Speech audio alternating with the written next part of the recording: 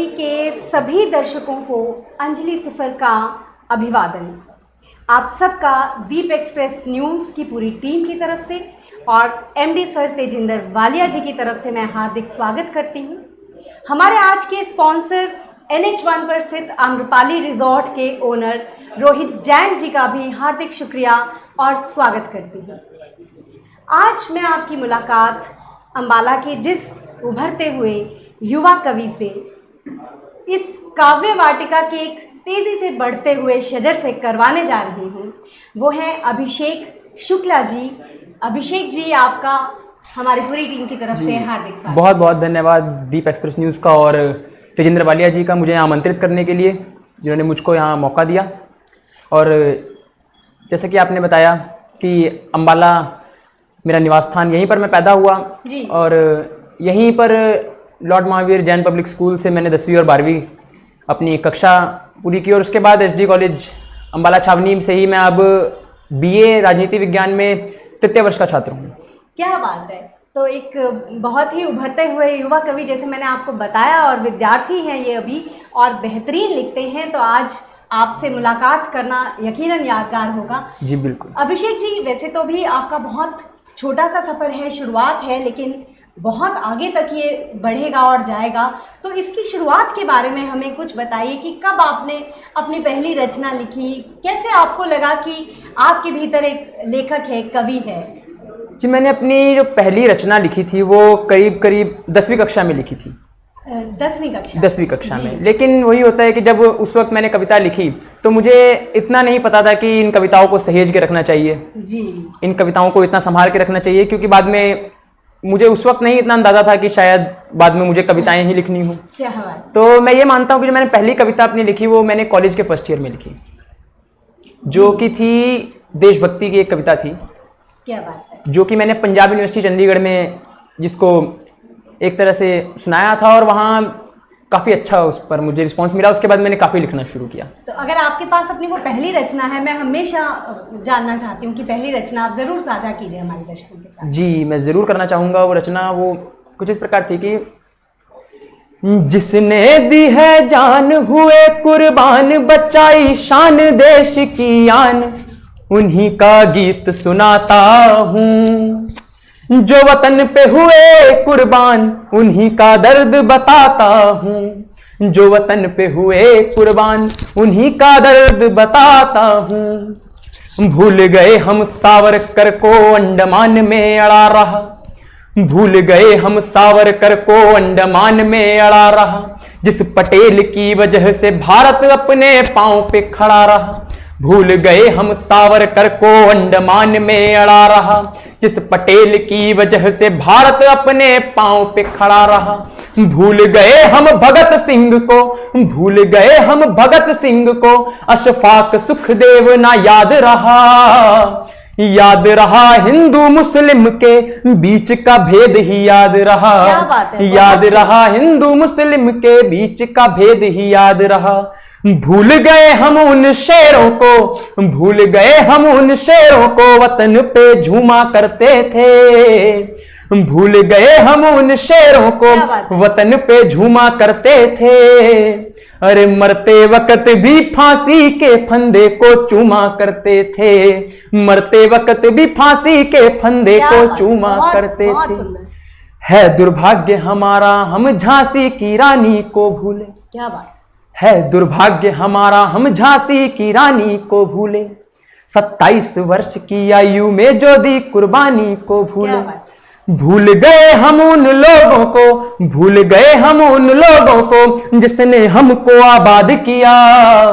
अरे अपने रक्त से धरती सींची तब भारत आजाद किया। अपने रक्त से धरती सींची तब भारत आजाद किया। आप सभी लोगों से बस इतनी सी ही फरियाद करो।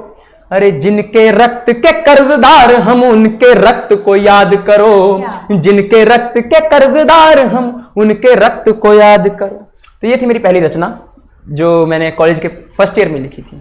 क्या कहने, क्या कहने। बहुत खूबसूरत, बहुत शुक्रिया, बहुत आशीर्वाद आपको। बहुत अच्छा लगा सुनकर।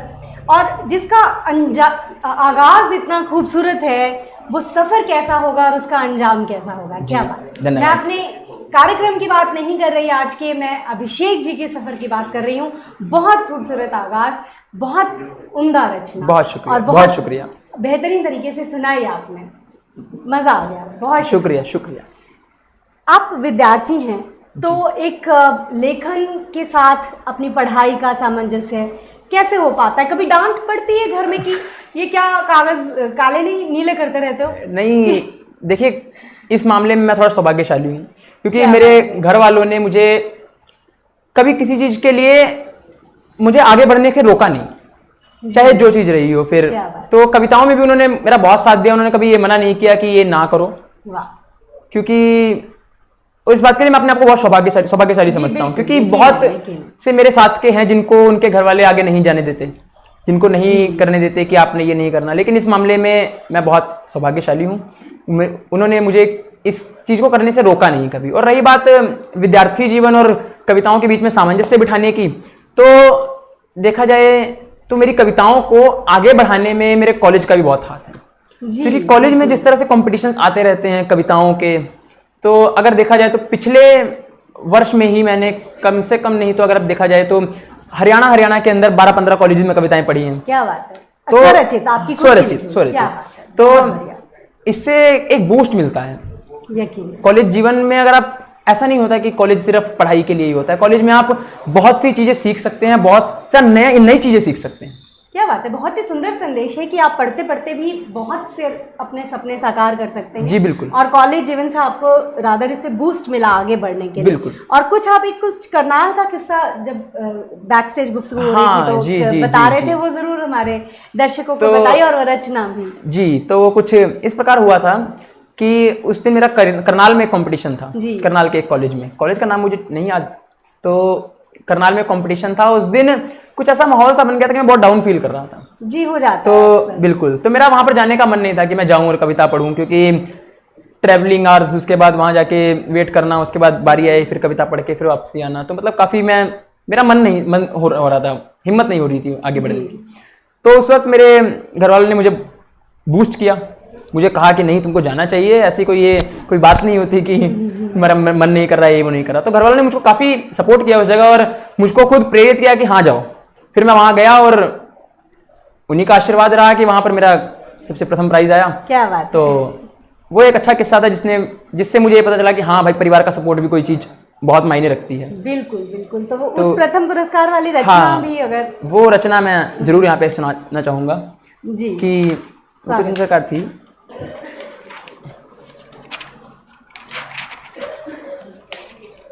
तो वो प्रथम पुरस्कार तो एक तरह से फिर माता पिता के नाम रहा। जी बिल्कुल, माता पिता के नाम रहा। तो रचना कुछ प्रकार थी कि जी, खुशियों का मान, गमों का सम्मान करूं, क्या बात है, चेहरे पे सदा मुस्कान रखता हूं मैं, वाह, जिंदगी के किसी मोड़ पे थोड़ा सा लड़खड़ाऊं भी तो माथे पे शंका का नहीं निशान रखता हूं मैं। क्या कहना। जिंदगी में गम मिले, दुख हो या पीड़ा आए, मुस्कुरा के उनका काम भी तमाम करता हूं मैं।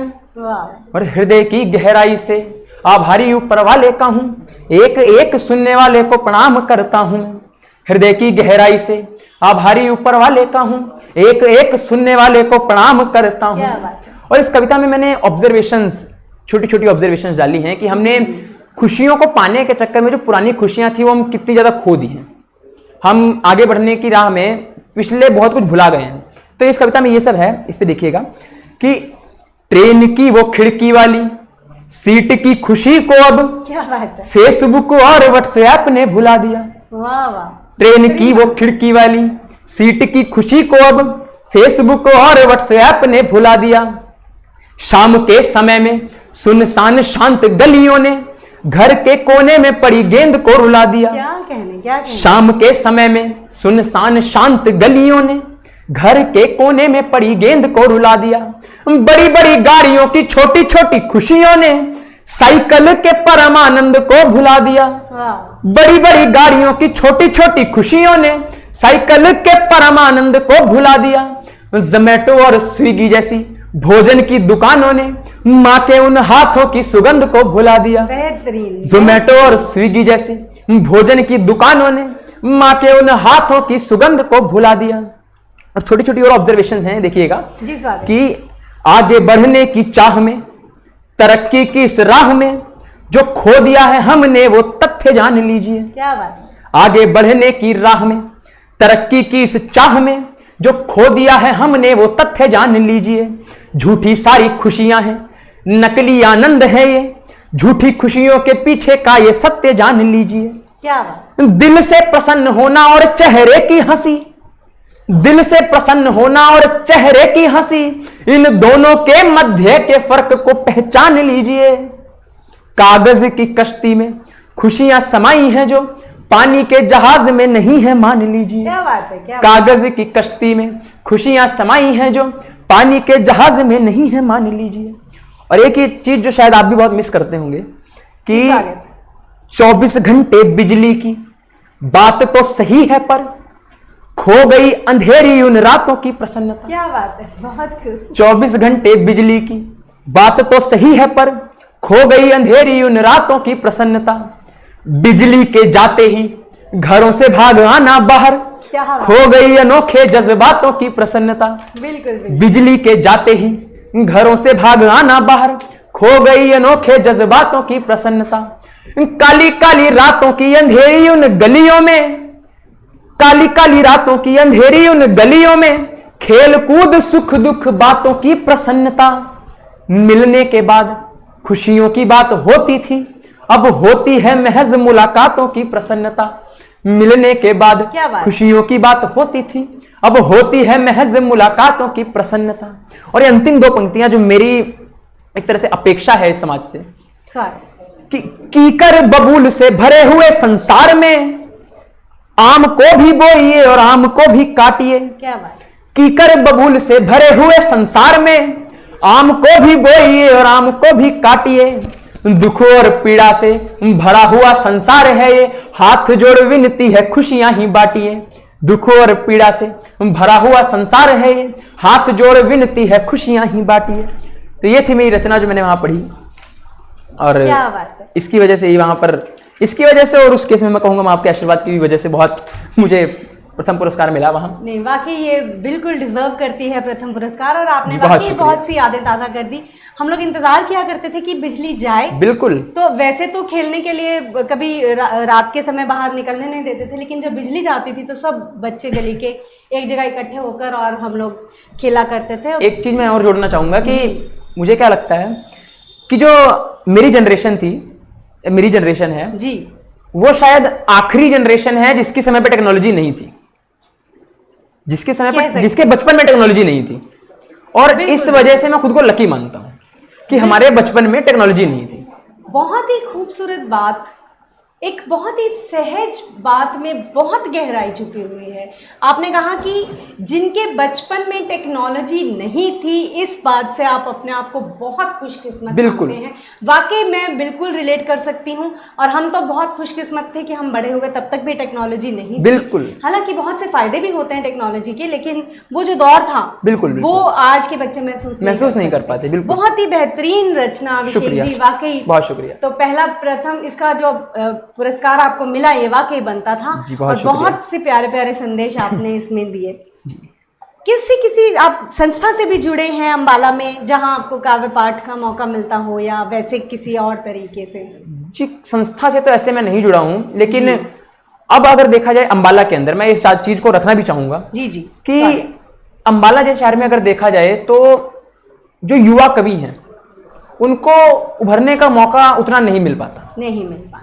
अब पिछले कुछ समय में अगर देखा जाए तो कुछ प्लेटफॉर्म्स उठने लगे हैं जो बहुत मौका देते हैं उभरते कवियों को, उभरते युवा को, जो अपने भाव लोगों के सामने रखना चाहते हैं। और इस चीज के लिए मैं दीप एक्सप्रेस का भी बहुत मतलब आभारी हूं कि उन्होंने एक ऐसी चीज शुरू की कि जिससे युवा कवियों को क्या अंबाला में जो अपने भाव को रखना चाहते हैं उनको एक मौका मिला। तेजिंदर जी का बहुत बहुत इस चीज के लिए आभार है। ये तो मैं भी आभार व्यक्त करना चाहूंगी कि बहुत मुझे ये सहयोग देते हैं कि इस कार्यक्रम को मैं जारी रख सकूं, और न सिर्फ उभरते हुए आप जैसे बेहतरीन शानदार कवि के साथ जैसे आज हमें रूबरू होने का मौका मिल रहा है, बल्कि वरिष्ठ कवि भी यहाँ आकर हमें अपना आशीर्वाद देते हैं। उनके आने से हमारी बहुत हौसला अफजाई होती है, और शायद मंच की वजह से उभरते हुए कवियों की हौसला अफजाई होती है, लेकिन एट द सेम टाइम मंच भी बहुत गौरवान्वित महसूस करता है जब आप जैसे बच्चे आते हैं। एक बहुत अच्छा लगता है। कभी मैंने आप जैसे बच्चों के लिए एक बात कही थी कि ऐसा है यूथ तो क्या गम है, ऐसा है यूथ तो क्या गम है, ये हमसे नहीं इनसे हम हैं। क्या बात है, बहुत बढ़िया ये बात है। मेरे भाव बहुत जागृत होते हैं जब भी मैं आप जैसे किसी युवा कलाकार से, कवि से मिलती हूँ। आपसे बात हो रही थी कि यूथ फेस्टिवल्स में, जैसे आपने पहले बताया कि कॉलेज की वजह से बहुत मौका मिलता है। जी। तो मैं बहुत मिस करती हूँ कि जब हम कॉलेज में थे तो उस समय इतना लेखन मेरा सक्रिय नहीं था, लेकिन मैं आपसे जानना चाहूँगी कि यूथ फेस्टिवल्स में किस तरह के आपके अनुभव रहे, या क्या आप साझा करना चाहते हैं? जैसा मैंने पहले बताया कि कॉलेज ने काफ़ी प्लेटफॉर्म दिए जी हमको आगे बढ़ने के लिए, और यूथ फेस्टिवल्स का अगर रोल की बात करें तो उनका बहुत बड़ा रोल रहा है। क्योंकि सिर्फ यूथ फेस्टिवल का नहीं, अगर हम कॉम्पिटिशन्स की भी बात करें तो जैसे जैसे हम किसी नई जगह जाते हैं जी, तो वहाँ नए लोगों को देखने का, उनको सुनने का, उनको समझने का ये मौका मिलता है। और एक चीज़ मैं और यहाँ जोड़ना चाहूँगा कि कवियों की क्या खास बात होती है कि जब आप किसी नई जगह जाते हैं कविता पढ़ने जी, तो वहाँ जितने लोग होते हैं वो कविता से प्रेम करने वाले होते हैं। तो जो व्यक्ति कविता से प्रेम करता है उसकी समझने की शक्ति, वो बातों को जिस तरह से समझ सकता है उस तरह से एक आम इंसान नहीं समझ सकता। जो व्यक्ति कविता से प्रेम करता है उसका बातों को समझने का एक अलग तरीका होता है।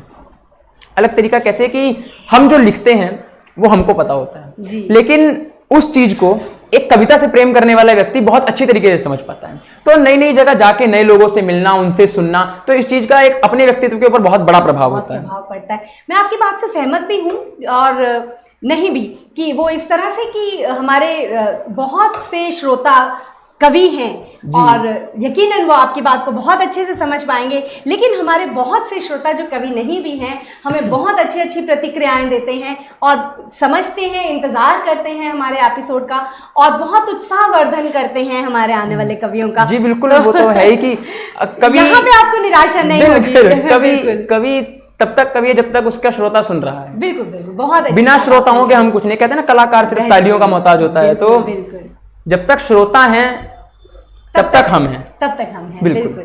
तो कोई रचना जो आपकी किसी भी यूथ फेस्टिवल की यादगार हो? यूथ फेस्टिवल की कोई रचना? तो जी हाँ, मैं जरूर सुनाना चाहूँगा कि एक ये मैंने दोस्तों की यूथ फेस्टिवल के समय में कही थी। क्या बात? कि जैसे जैसे मैं आगे बढ़ा पीछे जीवन के मोड़ गए। क्या बात? जैसे जैसे मैं आगे बढ़ा पीछे जीवन के मोड़ गए, जैसे जैसे मैं बड़ा हुआ कुछ यार पुराने छोड़ गए। क्या बात? जैसे जैसे मैं आगे बढ़ा पीछे जीवन के मोड़ गए, जैसे जैसे मैं बड़ा हुआ कुछ यार पुराने छोड़ गए। जब पहले साल में आया मैं, ये कॉलेज के समय की बात है, कि जब पहले साल में आया मैं, ना जान नहीं पहचान यहाँ। जब पहले साल में आया मैं, ना जान नहीं पहचान यहाँ, सबके चेहरे लगे नए, हर कोई मिला अनजान यहाँ। कुछ दिन बीते, कुछ हफ्ते गए, कुछ साल गुजारे जब मैंने, कुछ तो बने बस दोस्त मेरे, कुछ बन गए मेरी जान यहाँ। कुछ दिन बीते, कुछ हफ्ते गए, कुछ साल गुजारे जब मैंने, कुछ तो बने बस दोस्त मेरे, कुछ बन गए मेरी जान यहाँ। फिर कुछ तो हमारे साथ चले, कुछ अपने अपने मोड़ गए, जैसे जैसे मैं बड़ा हुआ कुछ यार पुराने छोड़ गए। क्या बात? फिर कुछ तो हमारे साथ चले, कुछ अपने अपने मोड़ गए, जैसे जैसे मैं बड़ा हुआ कुछ यार पुराने छोड़ गए। अरे सुनिएगा कि रातें बीती शामें बीती, दिन बीते बीते साल यहाँ। क्या बात? रातें बीती शामें बीती, दिन बीते बीते साल यहाँ। बहुत करी मस्ती हमने, बहुत किया बवाल यहाँ, पर शरारत और बदतमीजी। इस पंक्ति में देखिएगा कि पर शरारत और बदतमीजी का फर्क हमेशा समझ के रखा। क्या बात, बहुत सुंदर। पर शरारत और बदतमीजी का फर्क हमेशा समझ के रखा, उठने ना दिया चरित्र पे एक भी सवाल यहाँ। क्या बात? उठने ना दिया चरित्र पर एक भी सवाल यहाँ। कॉलेज से निकले तो कसम से लेकर क्लीन रिकॉर्ड गए, जैसे जैसे मैं बड़ा हुआ कुछ यार पुराने छोड़ गए। जैसे जैसे मैं बड़ा हुआ कुछ यार पुराने छोड़ गए। पर ये कहते हैं ना कि पर ये ऑडी ये कमरे ये गलियारे याद तो आएंगे। क्या कहेंगे? कॉलेज की यादें तो कॉलेज की यादें होती हैं, वो पूरी जिंदगी साथ रहती हैं। कि पर ये ऑडी ये कमरे ये गलियारे याद तो आएंगे, कभी यहां से गुजरेंगे तो फ्लैशबैक दिखाएंगे। ये ऑडी ये कमरे ये गलियारे याद तो आएंगे, कभी यहां से गुजरेंगे तो फ्लैशबैक दिखाएंगे। पर ये आने वाला कल है, कल की कल ही देखेंगे। पर ये आने वाला कल है, कल की कल ही देखेंगे। जो आंसू आंखों तक आएंगे क्या उनको रोक भी पाएंगे? क्या बात? जो आंसू आंखों तक आएंगे उनको रोक भी पाएंगे। पर ये पल जीवन के दिल पर पर ये पल जीवन के दिल पर अमिट निशानी छोड़ गए। जैसे जैसे मैं बड़ा हुआ कुछ यार पुराने छोड़ गए। जैसे जैसे मैं बड़ा हुआ कुछ यार पुराने छोड़ गए। क्या कहने, जैसे जैसे मैं बड़ा हुआ कुछ यार पुराने छोड़ गए। और बहुत ही सुंदर अल्फाज आपने इस्तेमाल किए इस कविता में, बेहतरीन कविता। बहुत शुक्रिया। इसी कविता की इन बहुत ही प्यारी पंक्तियों के साथ मैं छोड़कर जा रही हूँ आपको एक बहुत बहुत बहुत ही छोटे से ब्रेक के लिए। तो मिलते हैं एक ब्रेक के बाद।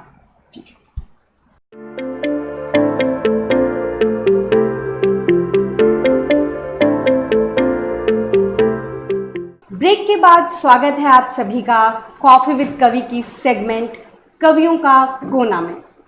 हमारी पिछली बार की मेहमान किरण जैन जी ने एक बहुत ही खूबसूरत शब्द दिया था, कलम। कवियों के लिए तो वाकई में बहुत ही खूबसूरत शब्द है ये। तो इस कलम पर बहुत से कवित्रियों की कवियों की कलम चली, मुझ तक जो पहुंची वो यूं थी। ममता शर्मा जी कहती हैं, कलम से तेज कोई धार नहीं, कलम से तेज कोई धार नहीं, बना इससे बेहतर कोई हथियार नहीं। वाकई बहुत खूबसूरत पंक्तियाँ, बहुत शुक्रिया ममता जी। सवीना वर्मा जी जुड़ी हैं और वो कहती हैं कि बात मुझसे कर रही है ये कलम, बात मुझसे कर रही है ये कलम, दर्द साझा कर रही है ये कलम, जहर निकालूं अपना कोरे कागज़ पर, जहरीली स्याही भर रही है ये कलम। बहुत ही सुंदर पंक्तियाँ। वाकई कोरे कागज़ पर एक कवि अपना किसी भी तरह का भाव उड़ेल सकता है। और इसके बाद किरण जैन जी ने भी अपनी पंक्तियाँ मुझ तक पहुँचाई हैं, बहुत ही खूबसूरत पंक्तियाँ। देखिएगा, कलम अभी तो कितने पर्वत पार करेगी, मांझेगी खुद को तीखी तलवार करेगी, कांटे भी छूने होंगे यदि गंध तलाश होगी, कांटे भी छूने होंगे यदि गंध तलाश होगी, लांघेगी नभ और बाधा पर वार करेगी। बहुत ही खूबसूरत पंक्तियों के लिए शुक्रिया किरण जैन जी। सुमन लूथरा जी जुड़ी हैं जो कहती हैं कि सुनो मेरी आवाज़ कोई जवाब दो, सुनो मेरी आवाज़ कोई जवाब दो, कलम के कत्ल का कुछ तो हिसाब दो। तो बहुत ही सुंदर पंक्तियों के लिए सभी कवित्रियों का मैं हार्दिक आभार करती हूँ। और अब मैं गुजारिश करूँगी हमारे आज के मेहमान कवि अभिषेक शुक्ला जी से कि वो अपनी कुछ पंक्तियाँ इस विषय पर हमारे दर्शकों के साथ साझा करें। जी शुक्रिया। कलम अपने आप में एक पूरी, ये शब्द ही अपने आप में एक पूरी किताब है। जी बिल्कुल बिल्कुल, बहुत खूबसूरत बात कही। तो कलम के लिए जो मेरे दिमाग में भी 4 पंक्तियां आ रही हैं वो मेरी की ये, बड़े बड़े सिंहासनों को जो हिला दे वो कलम। क्या बात। बड़े बड़े सिंहासनों को जो हिला दे वो कलम, बड़े से बड़े पापियों को जो मिटा दे वो कलम। एक जज जब फांसी का आदेश सुनाता है तो वो सिर्फ एक कलम होती है। क्या बात। तो बड़े बड़े सिंहासनों को जो हिला दे वो कलम, बड़े से बड़े पापियों को जो मिटा दे वो कलम, असत्य को हटा के सत्य को दिखा दे वो कलम, नफरतों की दुनिया से नफरतों को मारकर जो प्रेम सभी को सिखा दे वो ही होती है कलम, जो प्रेम सभी को सिखा दे वो ही होती है कलम। तो ये पंक्तियां हैं मेरी कलम के लिए। और कलम अपने आप में एक, कलम के लिए तो जितना लिखो उतना कम। बिल्कुल बिल्कुल, बहुत ही खूबसूरत पंक्तियां। शुक्रिया। और जैसे कि अगर आपने एपिसोड पिछले देखे हों तो मैं भी अपने होस्ट होने का फ़ायदा उठाती हूँ। तो सिर्फ एक शेर कहूँगी मैं कलम विषय पर। छीनकर वो सिफर कलम कागज़, ये मेरी गज़ल का मक्ते का शेर है। छीनकर वो सिफर कलम कागज़, भेंट देते हैं रोशनाई की। क्या रोशनाई हम स्याही को कह देते हैं। बिल्कुल। छीनकर वो सिफर कलम कागज़, भेंट देते हैं रोशनाई की। जी बिल्कुल, बहुत बहुत शुक्रिया। और मैं चाहूँगी कि आप अगले हफ्ते के लिए भी हमारे कवि मित्रों को कुछ उन्वान दें जिससे कि वो हम तक अपने पंक्तियाँ घर बैठे बैठे पहुँचाकर हमारे साथ जुड़ सकें। तो मेरा जो पसंदीदा शब्द है वो है चिट्ठी। क्या बात है। चिट्ठी इसलिए मैं बताना जरूर चाहूंगा जी स्वागत है। कई बार ऐसा होता है कि कुछ बातें होती हैं वो आप किसी से नहीं कह सकते, किसी से भी नहीं। वो कुछ इस तरह की बातें होती हैं कि ना अपने दोस्तों को बताने लायक होती हैं, ना अपने परिवार वालों को, ना मित्रगणों को, किसी को भी नहीं बता सकते। तो उस जगह जो सबसे ज्यादा अगर कोई साथ देता है तो वो होता है कागज। बिल्कुल। और उस कागज पे हम चिट्ठी लिख देते हैं खुद को, क्या कहने। तो वो जो बातें खुद से शेयर कर देते हैं ना चिट्ठी में लिख के, इसलिए मैंने बहुत किया है ये, मैंने बहुत किया है। मेरी एक 4 पंक्तियां भी थी इसी तरह की। जी स्वागत। कि वो 4 पंक्तियां मैं जरूर आप सबको सुनाना चाहूंगा। जी जी स्वागत। कि देख नहीं पाता तुझको तो क्या, देख नहीं पाता तुझको तो क्या, क्या कहना, तेरी तस्वीर सिराहने लाकर रख लेता हूं। क्या बात, देख नहीं पाता तुझको तो क्या, तेरी तस्वीर सिराहने लाकर रख लेता हूं। और जब भी दिल होता है तुझसे बात करने का, तेरे नाम की चिट्ठी लिखकर रख देता हूं। क्या कहने, क्या कहने, जब भी दिल चाहता है तुझसे बातें करना, तेरे नाम की चिट्ठी लिखकर रख देता हूं। तस्वीर सिराहने रखने में यह स्वार्थ है मेरा, क्या बात है, तस्वीर सिराहने रखने में यह स्वार्थ है मेरा कि शायद तुम सपनों में बातें कर लोगी। तस्वीर सिराहने रखने में यह स्वार्थ है मेरा कि शायद तुम सपनों में बातें कर लोगी। और खत भी लिखता हूं इसी उम्मीद में मैं कि शायद कभी मिलोगी तो तुम पढ़ लोगी। क्या बात, कि शायद कभी मिलोगी तो तुम पढ़ लोगी। तो इसलिए मेरा पसंदीदा शब्द चिट्ठी है और मैं दीप एक्सप्रेस के माध्यम से चिट्ठी शब्द को आपके सामने रखता हूं। क्या कहने, बहुत ही सुंदर उन्वान दिया है अभिषेक जी ने, चिट्ठी। तो उम्मीद है कि चिट्ठी पर लिखी गई चिट्ठी आपकी मुझ तक ज़रूर पहुंचेगी। कृपया जुड़िए और अपनी 2, 3, 4 पंक्तियां ज़रूर इस विषय पर मुझे इसी वीडियो के कमेंट बॉक्स में, YouTube पे अगर आप ये वीडियो देख रहे हैं वहाँ भी कमेंट्स का ऑप्शन होता है। अगर मेरी फेसबुक की टाइमलाइन पर या अभिषेक जी की फेसबुक की टाइमलाइन पर या कहीं भी और साझा किया हुआ वीडियो आप देख रहे हैं तो ज़रूर उसके कमेंट बॉक्स में लिख भेजिए। मुझे इंतज़ार रहेगा चिट्ठी पर, आपकी चिट्ठी का। और साथ ही साथ इस कार्यक्रम के लिए भी अपनी प्रतिक्रिया ज़रूर दीजिए। आपकी प्रतिक्रिया में शामिल करना चाहूँगी, सुझाव दीजिए। एंकर को छोड़ करके कुछ भी और बदलाव आप चाहते हैं इस कार्यक्रम में तो वो ज़रूर दीजिएगा। एंकर को नहीं, एंकर में कोई बदलाव चाहते हैं तो उसका स्वागत ज़रूर है। तो हम अपनी गुफ्तगू आगे बढ़ाते हैं। अभिषेक जी, मैं देख पा रही हूँ बहुत ही प्यारे प्यारे विषय आपने चुने हैं, बहुत ही विविध विषयों पर आपकी कलम चलती है। तो कैसे ये विषय आप कहाँ से उठाते हैं? बहुत ही परिपक्व लेखन है। मैं इसके लिए पहले तो बहुत साधुवाद आपको देना चाहूंगी। बहुत शुक्रिया। बहुत मुझे आज अच्छा लग रहा है, गौरवान्वित महसूस कर रही हूँ मैं आपके साथ मंच साझा करके। तो कहाँ से आप ये विषय सोचते हैं, किस तरह से आप लिखते हैं? जी, इस सवाल का जवाब मैं कुछ इस तरह से अपनी 4 पंक्तियों से देना चाहूंगा कि स्वागत। जो आंखें दिखा देती है मैं वो लिखता हूँ। क्या बात, जो आंखें दिखा देती है मैं वो लिखता हूँ, जो दुनिया बता देती है मैं वो लिखता हूँ। जो आंखें दिखा देती है मैं वो लिखता हूं, जो दुनिया बता देती है मैं वो लिखता हूं। क्यों झूठ कहूं कि ये लिखना खुद सीखा है, क्यों झूठ कहूं कि ये लिखना खुद सीखा है। जो जिंदगी सिखा देती है मैं वो लिखता हूं। क्या बात, जो जिंदगी सिखा देती है मैं वो लिखता हूं। तो इसी तरह से देखिए, फर्स्ट ईयर में जब मैंने जैसे को बताया कि कविता लिखी तो वो कुछ इस प्रकार था कि कंपटीशन थे तो उस कंपटीशन के मकसद से लिखी थी। लेकिन उसके बाद से कुछ ऐसा होता गया कि जो जीवन में होता गया मैंने उसके लिए कविता लिखी। क्या कहेंगे, क्या जो जीवन में घटता गया मैंने उसके हिसाब से कविता लिखी। तो वो पंक्ति बिल्कुल ठीक है, जो जिंदगी सिखा देती है मैंने वही लिखा है। बहुत ही सुंदर पंक्ति जी, बहुत शुक्रिया। बहुत ही आपने ये वाकई में सटीक बात कही कि जो जिंदगी सिखा देती है मैं जी, वो बिल्कुल लिखता हूं। बिल्कुल बिल्कुल। और इन सभी विषयों में कोई आपका प्रिय विषय और उस पर कोई आपकी प्रिय रचना जरूर साझा कीजिए हमारे। मेरी प्रिय रचना तो अभी तक की, क्योंकि अभी मुझे नहीं लगता कि मैंने सब कुछ लिख लिया। तो अरे अभी तो कहते हैं होनहार बिरवान के हो चीखने बात, अभी तो शुरुआत है आपके सफर की। बिल्कुल। तो मैं जो मेरी पसंदीदा कविता मैंने कुछ दिन पहले ही लिखी थी। जी स्वागत। जैसे मेरा पसंदीदा जो विषय अगर आप कहें तो वो प्रेम, बहुत उसी विषय पर मैंने आज लिखी है कविता ज्यादातर। जी। तो एक मैंने कुछ समय पहले लिखी थी कि तुम हमारी जिंदगी की वो निशानी हो गए। क्या कहना, बहुत ही खूबसूरत तरन। तुम हमारी जिंदगी की वो निशानी हो गए, पूरी जिंदगी की अधूरी कहानी हो गए।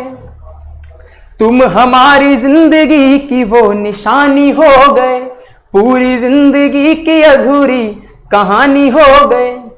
अति से ज्यादा हो पड़े तो मूल्य गिर ही जाता है, अति से ज्यादा हो पड़े तो मूल्य गिर ही जाता है।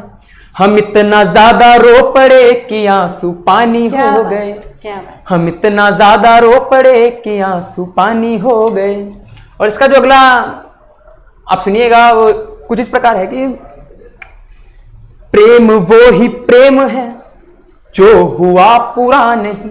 क्या बात। इस बात को समझने की बहुत जरूरत आज के समय में। तो प्रेम वो ही प्रेम है जो हुआ पूरा नहीं, इश्क जो अधूरा है असल में अधूरा नहीं, जो शब्द मेरे दिल में थे वो अब कहानी हो गए, जो भाव मेरे दिल में थे वो मुंह जुबानी हो गए। क्या बात। और अंतिम में दो पंक्तियां कि तुमसे जब तक ना मिला जख्म कोई था नहीं, तुमसे जब तक ना मिला जख्म कोई था नहीं, तुमसे जब से मिल लिया ये खानदानी हो गए। क्या बात है, क्या तुमसे जब से मिल लिया ये खानदानी हो गए।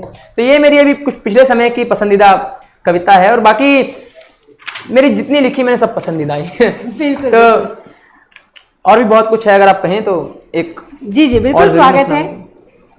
कि ये इस प्रकार था कि ये खत, ये चिट्ठियां जला दें क्या। क्या बात है, क्या बात है। जैसे आपको बताया मैंने, चिट्ठी मेरा पसंदीदा शब्द, तो ये खत, ये चिट्ठियां जला दें क्या, बहुत खूब। वो वादे यादें सपने सब भुला दें क्या। वाह। ये खत, ये चिट्ठियां सब जला दें क्या, वो वादे यादें सपने सब भुला दें क्या, और तुम तो हमें भूल ही चुके हो, हम भी तुम्हें जाना भुला दें क्या। क्या बात है। तुम तो हमें भूल ही चुके हो, हम भी तुम्हें जाना भुला दें क्या, जो किया तुमने सो किया तुमने, जो किया तुमने सो किया तुमने, तुम्हें बेवफाई का सिला दे क्या। खैर छोड़िए जाते जाते एक सपना पूरा कर देते। क्या बात। खैर छोड़िए जाते जाते एक सपना पूरा कर देते, एक चाय अपने हाथों से पिला दें क्या। क्या बात है। एक चाय अपने हाथों से पिला दें क्या, बहुत बार कोशिश की रोकने की तुम्हें, इस बार आखिरकार विदा दें क्या, इस क्या बार बात है। आखिरकार विदा दें क्या। क्या कहने, क्या कहने। तो ये एक मेरी रचना जो मुझे पसंद है। बहुत ही खूबसूरत रचना बहुत थी, शुक्रिया। चाय पिला दें क्या। बिल्कुल, चाय। बहुत मुझे ये पंक्ति पसंद आई। तो अभी आपने जो पिछली रचना प्रेम पर सुनाई, जी मैं आपसे ये जानना चाहूंगी कि प्रेम एक सनातन विषय है, जी बिल्कुल। लेकिन आज की जनरेशन का आप मेरे हिसाब से प्रतिनिधित्व कर रहे हैं यहाँ बैठकर, जी। तो आज की जनरेशन प्रेम को किस प्रकार देखती, क्या आप उससे इत्तेफाक रखते हैं, और आप किस तरह से उस संदर्भ में आपको लगता है कि आज की जनरेशन कैसे प्रेम को देखती है। जी, अगर सत्य के हिसाब से देखा जाए तो आज कल की जो जनरेशन है, मैं अपने आप को भी उसमें इंक्लूड करता हूँ जी, तो प्रेम की जो परिभाषा है, वैसे प्रेम के हिसाब से मैं आपको एक बात बताऊं, मुझे लगता है आपके पीछे भी बहुत सारी जनरेशन है, आप आगे की जनरेशन के हो चुके हैं। बिल्कुल सही कह सकते हैं, बिल्कुल सही बात है। क्योंकि आजकल जो प्रेम की परिभाषा है वो बहुत ही बदल चुकी है। बिल्कुल वही मैं बताने लगा था कि प्रेम की जो परिभाषा है वो अगर पुराने समय की कहानियां देखें, चाहे हम रामायण देखें, चाहे महाभारत देखें, तो या और भी कुछ पुरानी जितनी कहानियां हमारे बड़े कवियों ने जो कुछ भी लिखा, उस हिसाब से अगर देखें तो प्रेम की परिभाषा इतनी बड़ी है कि शायद आप कहीं नहीं लिख सकते, बिल्कुल उसको कहीं सम्मिलित नहीं कर सकते। प्रेम इतना व्यापक विषय है, बिल्कुल। लेकिन आजकल की अगर बात करें तो प्रेम की परिभाषा को उठा करके बिल्कुल छोटा कर दिया गया। बिल्कुल छोटा। अगर पुराने समय में, आजकल क्या है इश्क, प्रेम क्या है, मतलब अगर आजकल की इसमें बात की जाए तो इंस्टाग्राम पर 4 बातें बिल्कुल दिन में 5 कॉल, तो ये प्रेम है। लेकिन ऐसा सब कुछ प्रेम नहीं है। जैसे मैंने बताया कि मेरा पसंदीदा शब्द चिट्ठी, तो पुराने समय में अगर देखा जाए तो चिट्ठियों का जो महत्व था वो अब कहाँ है, बिल्कुल कुछ भी नहीं है। इंतजार होता था। मैंने काफी कहानियां पढ़ी, काफी पुराने शायरों को पढ़ा है, पुरानी कविताओं को पढ़ा है, उसमें किस तरह चिट्ठी का वेट होता था। वो कहते कि मैंने चिट्ठी भेज दी है, तब बस डाकिये की घंटी का इंतजार होता कि अब कब डाकिया घंटी बजाएगा। कुछ मुझे अनुभव लग रहा है। हाँ, आपका? नहीं, मैं तो खैर नहीं ऐसा। लेखन को एक व्यवसाय के तौर पर, अभी तो आप एक विद्यार्थी हैं जी, तो लेकिन आगे चलकर लेखन को एक व्यवसाय के तौर पर आप व्यक्तिगत रूप से या वैसे आप कहाँ तक इसे सफल मानते हैं एक व्यवसाय के तौर पर आज के परिप्रेक्ष्य में लेखन को? जी, लेखन को अगर देखा जाए तो व्यवसाय रूप से मैं व्यक्तिगत तौर पे अपने जीवन में तो अभी तक नहीं मानता हूँ। अभी तक क्या, मैं वैसे भी नहीं मानता हूँ। जी। और लेखन, कविताएं, ये सब एक तरह से भावनाओं को व्यक्त करने का एक साधन है। जी, लोग कविताओं में अपनी भावनाएं व्यक्त करते हैं, तो इस तरह इसको मैं व्यवसाय की तरह से नहीं देखता हूँ अभी। और अपने जीवन में अगर मैं बात करूँ तो मेरा कोई ऐसा अभी फिलहाल कोई इस तरह का सपना नहीं है कि कवि बनना है या कभी कुछ ऐसा। मेरा जो, अगर आपको सच बताऊं तो मेरा सपना है IAS क्लियर करना। मैं UPSC CSC की तैयारी कर रहा हूँ इस वक्त। क्या बात है, क्या बात। तो तो मैं ये कह सकती हूँ कि आज से कुछ साल बाद अगर हम कॉफ़ी विद कवि का एक नया सीज़न शुरू करेंगे तो इसमें मैं IAS कवि अभिषेक शुक्ला को साक्षात्कार के लिए अपॉइंटमेंट लूँगी। अरे नहीं, बिल्कुल ऐसा हो जाए तो बहुत ही अच्छी बात है। बाकी बिल्कुल जी, बेहतरीन, बहुत सौभाग्यशाली कहूँगा मैं खुद को अगर ऐसा हो जाए। जी, तो एक दो रचनाएं आपकी और हो जाएं चलते जी चलते। बिल्कुल बिल्कुल बिल्कुल, मैं ज़रूर सुनाना चाहूँगा कि एक ये रचना है कि कायदे कानून, रचना तो नहीं, इसको 4 पंक्तियां कहूँगा मैं जी साहब। कि कायदे कानूनों में बंधा था मैं, कायदे और कानूनों में बंधा था मैं, बदनसीब था उन्हें सिर्फ मोहलत ही दे पाया। क्या बात है। कायदे और कानूनों में बंधा था मैं, बदनसीब था उन्हें सिर्फ मोहलत ही दे पाया। खरीदे लड़कों ने लड़कियों के लिए उपहार कीमती, मैं गरीब था उन्हें सिर्फ इज्जत ही दे पाया। क्या बात। खरीदे लड़कों ने लड़कियों के लिए उपहार कीमती, मैं गरीब था उन्हें सिर्फ इज्जत ही दे पाया। उम्मीदें थी माँ बाप को मुझसे बहुत, लेकिन बिल्कुल, उम्मीदें थी माँ बाप को मुझसे बहुत, लेकिन मैं नाकारा था मौका शिकायत ही दे पाया। उम्मीदें थी माँ बाप को मुझसे बहुत, लेकिन मैं नाकारा था मौका शिकायत ही दे पाया। उन्हें उम्मीद थी तुझसे हमेशा वक्त की शुक्ला, तो दौलत के नशे में चूर था दौलत ही दे पाया। क्या बात है। क्या तू दौलत के नशे में चूर था दौलत ही दे पाया। और एक ये कविता मैंने कुछ बिल्कुल अभी ताज़ा कविता थोड़ी दिन पहले ही लिखी है, तो वो कुछ इस प्रकार से है कि उससे पहले मैं 4 पंक्तियां अपनी एक और रखना चाहूँगा कि कुछ समय पहले की हैं कि हमने मांगा प्यार वो हमें भिखारी समझे। क्या बात है। हमने मांगा प्यार वो हमें भिखारी समझे, खुद को वो भगवान हमें पुजारी समझे। क्या कहें। हमने मांगा प्यार वो हमें भिखारी समझे, खुद को वो भगवान हमें पुजारी समझे, और मेरे दिल का प्यार उसे लगा एक सौदा। बहुत मेरे दिल का प्यार उसे लगा एक सौदा, इश्क को वो व्यापार मुझे व्यापारी समझे। क्या कहें। इश्क को वो व्यापार मुझे व्यापारी समझे। तो मैंने जो लिखा इसी तरह का लिखा कॉलेज के बाद, प्रेम मोहब्बत इश्क शायरी, चाय से मेरा अलग किस्म का इश्क है अगर बताऊं, क्योंकि ऐसा होता है जो कवि होते हैं उनका चाय से अलग किस्म का इश्क होता है। तो चाय से के बारे में भी काफ़ी कुछ लिखा मैंने। हो जाए चाय पर, अब चाय नहीं तो एक रचना ही हो जाए। बिल्कुल, चाय के लिए एक रचना मैं जरूर पढ़ देता हूँ। वो कुछ इस प्रकार है कि जब कोई नहीं था साथ मेरे, जी, जब कोई नहीं था साथ मेरे वो तब भी मेरे साथ थी। क्या बात। जब कोई नहीं था साथ मेरे वो तब भी मेरे साथ थी, जब लगभग सारे दूर हो गए वो तब भी मेरे पास थी, जब तन्हाई में हुआ अकेला उसने मेरा साथ दिया, जब सबने हाथ छुड़ाया अपना उसने अपना हाथ दिया, जिसको पकड़ के हाथ में मैंने काफी शामें काटी हैं। क्या बात है। जिसको पकड़ के हाथ में मैंने काफी शामें काटी हैं, जिसके साथ में मैंने अपने दुख और खुशियां बांटी हैं, वो मेरा इश्क है। क्या बात। वो मेरा इश्क है, वो मेरा प्यार है, वो मेरी मोहब्बत है, वो मेरी हर परेशानी का उपाय है, वो मेरी जान मेरी चाय है। क्या बात है। क्या वो मेरी जान मेरी चाय है। तो ये चाय के लिए मैंने लिखा था। और एक 2 पंक्तियां मुझे चाय की मेरी और याद आ रही हैं कि उससे मैंने कुछ इस कदर यारी की, उससे मैंने कुछ इस कदर यारी की, उसके लिए मैंने चाय से गद्दारी की। क्या बात है। उससे मैंने कुछ इस कदर यारी की, उसके लिए मैंने चाय से गद्दारी की। दुनिया कहती थी उसे बुरा, दुनिया कहती थी उसे बुरा, मैंने लेनी लोगों की राय छोड़ दी। इश्क का और क्या सबूत देता उसे, उसने एक दफा कहा मैंने चाय छोड़ दी। क्या कहने। तो जो लिखा मैंने इस तरह का ही लिखा। बहुत ही खूबसूरत पंक्तियां। और जो पहली वाली कविता में आपने चाय के बहाने से जिस तक अपनी बात पहुंचाना चाही है, मैं चाहूंगी, उम्मीद करती हूँ और आपको शुभकामनाएं देती हूँ कि उस तक ये बात जरूर पहुंचे। आप इस एपिसोड का लिंक जरूर भेज दीजिएगा। जी बिल्कुल। तो आपकी बात पहुंच जाएगी वहां तक। तो बहुत ही खूबसूरत पंक्तियां और आपने कविताएं सुनाई।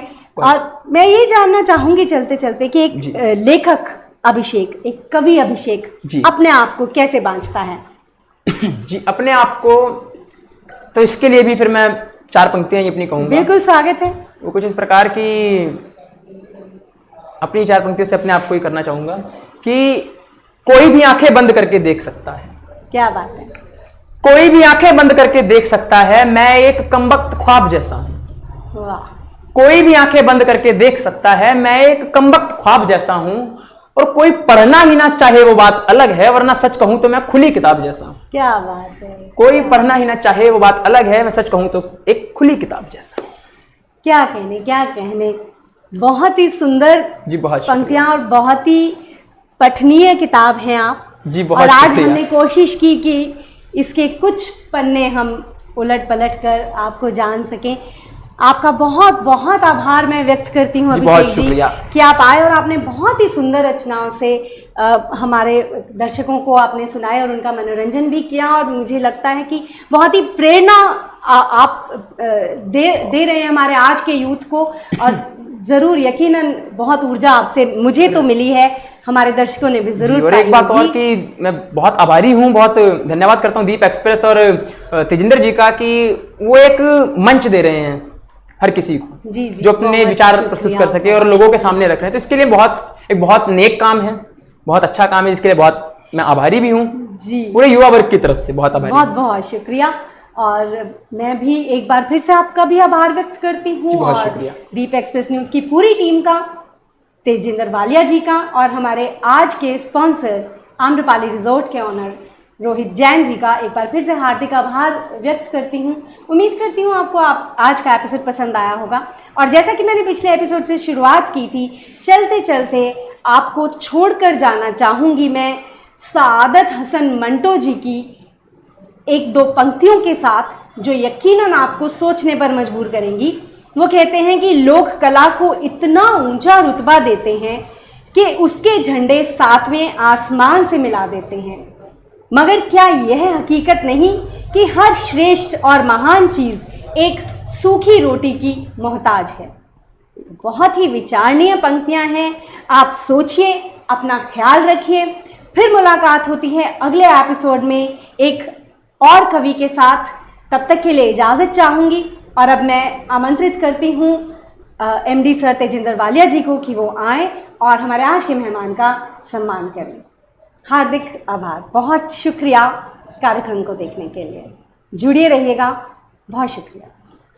नमस्कार दोस्तों, मैं कॉफ़ी विद कवि में आप सभी का स्वागत करता हूं। अंजलि सिफर जी, आपका बहुत बहुत धन्यवाद कि आप बहुत अच्छा ये प्रोग्राम कर रहे हो और ये मुझे बताते हुए अपने दर्शकों को खुशी हो रही है। अंजलि, आज आपका 10वां एपिसोड है ये कंटिन्यू, बहुत बढ़िया। और हमारे साथ अभिषेक शुक्ला जी, जो एक नौजवान साथी है, वो देशभक्ति से ओतप्रोत कविताएं आपने सुनी और कुछ चटपटी बातें भी आपने सुनी। अभिषेक, शुक्रिया, आप हमारे स्टूडियो में आए और हम आपका स्वागत भी करते हैं। बहुत शुक्रिया। और आप अभिषेक क्या कर रहे हो हमारे व्यूअर्स की जानकारी के लिए? जी, मैं अभी BA political science honours SD college Ambala cantt से। बीए में आप पॉलिटिकल साइंस में, वहाँ पे मिस्टर मदान हैं आपके शायद पॉलिटिकल साइंस में, रमेश मदान जी, डॉक्टर रमेश मदान। उन्होंने, डॉक्टर रमेश मदान ने भी अंजलि मैं बताऊं काफ़ी काम कर रखा है हरियाणा की राजनीति पे। उन्होंने कितने जाट, कितने ब्राह्मण, कितने सिख, ये सारे उनके पास डेटे हैं। और मेरे तो वो मित्र हैं, कई बार हमने एक दो बुक्स में भी वो मेरे साथ जो हिस्ट्री ऑफ अम्बाला लिखा था, ये उसके अंदर भी उनका काफ़ी योगदान रहा था, साथ में बैठते थे। एक मुझे याद आ गया है मैंने ये बुक है मेरी, historical saga of cis Sutlej state, ये इंग्लिश की बुक है। अम्बाला में क्या था, कैसे अम्बाला बना, कैसे जुडिशरी आई, कैसे यहाँ पे पुलिस आई, 1861 का जो एक्ट बना पुलिस एक्ट, वो भी अम्बाला में उसका ट्रायल हुआ था। वो सारा इसके अंदर, सेशन जज कब अम्बाला में बैठा, कमिश्नरी कब आई, ये सारा कुछ इसके अंदर है, आपके काम आएगा। ये बुक भी अंजलि प्लीज़ आप इनको दीजिए, लो जी, बहुत शुक्रिया। ये बुक है जो, ठीक जी, गॉड ब्लेस यू, बहुत बहुत आपका धन्यवाद। आप जैसे नौजवान साथी आगे आएँ, देश के प्रति समर्पित हों, अच्छी अच्छी कविता लिखें, हमें अच्छा लगता है। अंजलि, लास्ट में आप कुछ कहना चाहेंगे? जी, बस एक बार फिर हार्दिक आभार व्यक्त करती हूँ तेजिंदर वालिया जी का, कॉफ़ी विद कवि की पूरी टीम का और आप सभी का। जुड़े रहने के लिए इसी तरह जुड़े रहिएगा। नमस्कार।